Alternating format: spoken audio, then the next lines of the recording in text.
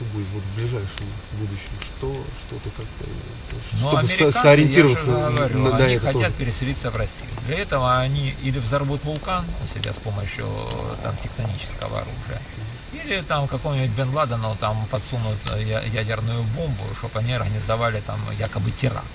Ну, они все что-то сами подстраиваются. Конечно, Ну и по крайней мере. мере, чтобы спасти там доллар, им необходимо заворот.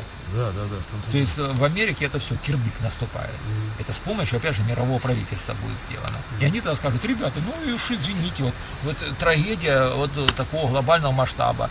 И вот сейчас наши твари кричат, что ну уже такой термин ввели, как территориальный эгоизм. Сырьевой эгоизм. Это уже по телевизору уже эти термины. Да.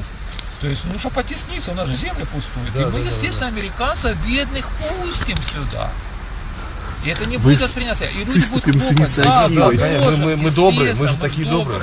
А у них там такая беда случилась там. Ну да, И они русская вот эта вот терпимость, вот это вот. Да. И люди будут ура тут кричать, встречать бедных, будем помогать, последние штаны отдадим. И вот это будет развиваться оккупация. И люди будут ура кричать. Это не будет людьми восприниматься как оккупация, а будет восприниматься именно как помощь другим бедным людям.